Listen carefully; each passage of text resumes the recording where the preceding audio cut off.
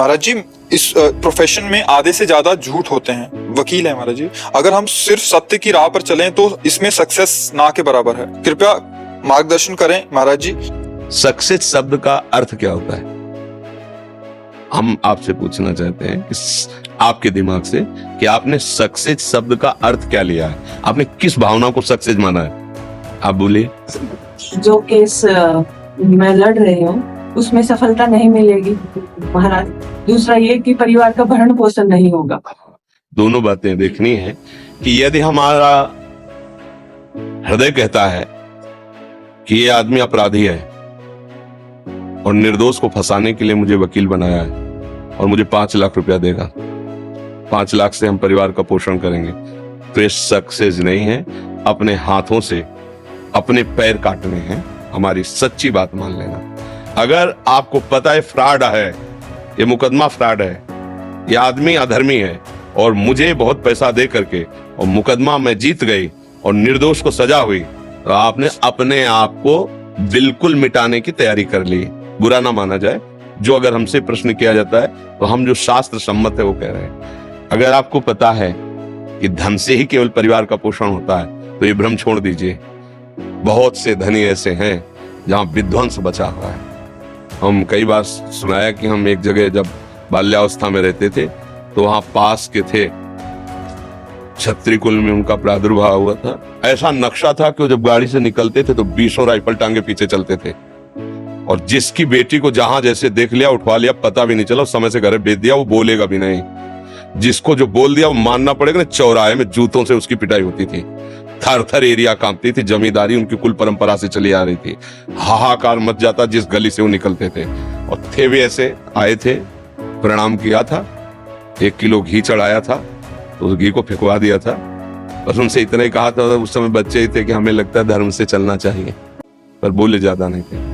वहीं कुछ ही वर्ष में रहते हुए थे, उनको हो गया एड्स।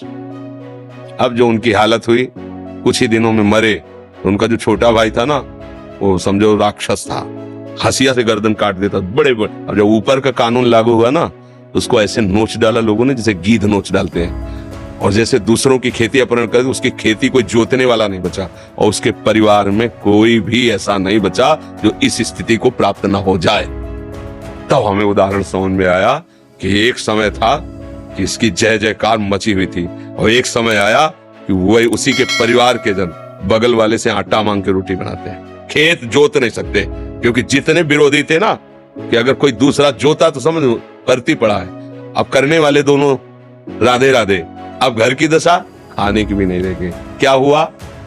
धन प्रधान बुद्धि हुई, अधर्म आचरण की वृद्धि हुई, सर्वनाश हो गया। और भी आप देख लो, समाचारों में पढ़ते हो, सुनते हो ना, एक बार ऐसा और एक बार मिट्टी में मिल जाए। बस ये बात ध्यान रखो। हम हृदय की बात कहते हैं, आप सब हमारे परिवार की तरह हो। माना कि आपको 500 रुपया मिलेगा, 5 लाख नहीं मिलेगा, पर 500 की जब 100 रुपया की हरी सब्जी लेके जाओगे और 1 किलो आटा की रोटी बना के पाओगे तो सब चैन से सुखी रहेंगे और आपकी बुद्धि बढ़िया काम करेगी। और जब शरीर छूटेगा ना तो आपको अच्छी गति मिलेगी। और अगर यहाँ धर्माचरण करके बहुत रुपए कमा लिए तो लौटकर परिवार में पीछे मुड़ के देखना, अशांति ऐसी बढ़ती चली जाएगी कि रुपया शांति प्रदान नहीं कर पाएगा और आपको पश्चाताप होगा कि मैंने गलती की और उसका मुझे भोग इसी जन्म में मिल रहा है। ये तो ब्याज है, परिणाम आगे है। जब हम जान रहे हैं निर्दोष है और हमारी वाणी के प्रभाव से ये मुक्त हो जाएगा और वो फंस जाएगा, निर्दोष फंस जाएगा और जिसका हम पक्ष लिए वो, तो फिर हम अपराधी हुए ना। बस मेरी प्रार्थना है, कपड़े सस्ते पहनो, रोटी भले आप 2 की जगह 1 पाके जी लो। निर्दोष को फंसाने वाली वकालत नहीं होनी चाहिए। अधर्मियों को पक्ष लेकर के अपना, तो मुझे लगता है कि ऐसा सक्सेसफुल जो भी कहा जाता हो, उसको हिंदी में क्या कहते हैं? उन्नति है, उन्नति। उन्नति ऐसी हमारी उन्नति कभी ना हो भगवान, ऐसा मनाओ। उन्नति हो तो आपको देखकर होती है। आप धर्म स्वरूप हो। हे भगवान, मुझ में ऐसी सामर्थ्य दो कि मैं धर्म से चलूं, भले कष्ट पाऊं। देखो सुदामा जी धर्म से चले द्वारिकापुरी जैसी सुदामापुरी अंतिम हुई। युधिष्ठिर जी धर्म से चले, वनवास कष्ट भोग रहे, हस्तिनापुर का चक्रवर्ती सम्राट उन्हीं को प्राप्त हुआ, दुर्योधन को नहीं। मुझे ऐसा लगता है शास्त्रों के स्वाध्याय से, संतों की कृपा से और अपने कुछ हृदय से भी कि अधर्माचरण कभी भी किसी को सुखी नहीं कर सकता है। हाँ, अगर सत्य आपको समझ में आ गया है कि अब ये निर्दोष और मुझे बचाना है, तो आप 1000 झूठ बोल दोगे तो भी वो आपको पाप नहीं लगेगा, क्योंकि निर्दोष को बचाना है। ऐसे पॉइंट रखो, पता है निर्दोष है, भले वो पैसे कम दे, लेकिन हम मुकदमा निर्दोष का ही लेंगे। पर ऐसा हो तो कहां चल पाएगा संसार का। वो जो कह रहे हैं उनकी बात भी हम समझ रहे हैं, पर हमें जब आपको लगा कि भगवान की आपके ऊपर इतनी कृपा कि आप संत समागम में आई है, तो आपको असलियत तो पता चले ना। अब जो बेचारे हैं, सब कुछ अर्थ ही है, प्रणाम है, भगवान जैसे चलावे, पर आप भाग्यशाली हो। जब द्रव्य दीन दयालु राग हो तो साधु संगति पाइए। आपको यदि संत संग मिल रहा है तो आपका जीवन अलग होना चाहिए, आपकी उन्नति का स्वरूप है धर्म से चलना। तो अच्छा, आप अर्थ नहीं कमा पा रहे, लेकिन अर्थ आपका पीछा नहीं छोड़ेगा। परिवार के ऐसे सदस्य तैयार हो जाएंगे। मुझे लगता है आज आपका समय कमजोर चल रहा है, अगर आप धर्म से चलोगे तो कल आपका जोरदार समय होगा। और आज जोरदार चल रहा है, अधर्म से चल रहे हो, कल आप खाली रहोगे, देख लेना। कल आपके हाथ में कुछ नहीं मिलेगा, देख लो, आप देख लो। मतलब जैसे कभी कभी सुनने को तो आप देख लो ना, आप तो संसारिक समाचार सब सुनते हैं, देख लो, उनमें आपको पता चल जाएगा। इतनी ऊंचाई और इतनी नीचाई, कुछ नहीं। तो ये बीच का खेल जो है बड़ा गड़बड़ खेल है। हमारा ये अंतिम शरीर नहीं है, हमें फिर जन्म लेना पड़ेगा। यदि हम चूक गए तो हम आखिरी उन्नति तक को देखें ना। अभी वर्तमान को केवल देखें, आज तो हम रबड़ी रसगुल्ला खा रहे हैं, बुद्धिमान वो है कि आज का नहीं देखता, कल क्या होगा, हमें कल को भी देखना है ना। तो शरीर है तब तो ठीक, और जब शरीर छूटेगा तब जो किया उसका हिसाब, उस पर भी तो थोड़ा बुद्धि दौड़ानी चाहिए। तो जब उस पर बुद्धि रखोगे तो अधर्माचरण नहीं करोगे, भय लगने लगेगा।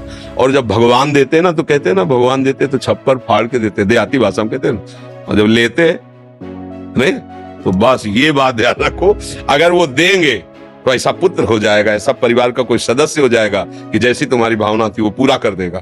और अगर हम अधर्माचरण करेंगे तो ना इधर शांति ना उधर शांति। मतलब ये हमने शास्त्र सम्मत बात कही है, हृदय में इसको उतारिएगा, आनंद का अनुभव होगा।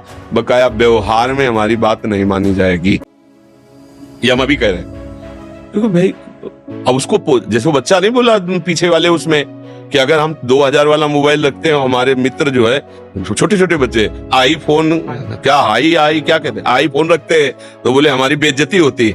अब ऐसे ही लगता है कि मैं भी तो वकील हूँ, सब गाड़ियों से चल रहे हो, हम स्कूटी से चले, सबका ऐसे तो लगता है कि यार क्या जाता है, बस क्या जाता है, हमें उनको देखकर नहीं चलना, वो हमारी बात को नहीं मानेंगे। आप कृपा पात्र हो, आप समझ लीजिए, भगवान की कृपा से कुछ दुर्लभ नहीं रहता, और भगवान से विमुख होने पर कुछ हाथ नहीं लगता।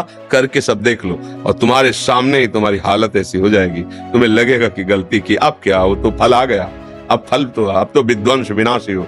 मान जाओ, मेरी बात मान जाओ, धर्म से चलो, भले नमक रोटी खाओगे, चैन से नहीं, नींद की गोली नहीं लेनी पड़ेगी, आराम से सो जाओगे, और अपने बच्चों को देखकर सुखी होगे, उनका स्वास्थ्य ठीक होगा, उनकी बुद्धि प्रवीण होगी, गलत उनकी आदत गलत होगी, वो जलाएंगे, रात दिन तुम्हें जलाएंगे, तुम्हें लगेगा जिनके लिए मैं सब कुछ किया वही मुझे त्रास दे रहे हैं, और अंतिम परिणाम तुम्हारा अच्छा नहीं होगा यदि हमसे अधर्माचरण ही होते रहे। तो हमें भगवान का आश्रय लेकर जहां तक हो सतमार्ग में चले। अगर किसी अच्छे आदमी को बचाने के लिए हमें 100 झूठ बोलनी पड़े तो हम उसमें दबेंगे नहीं, उसको बचा लेंगे।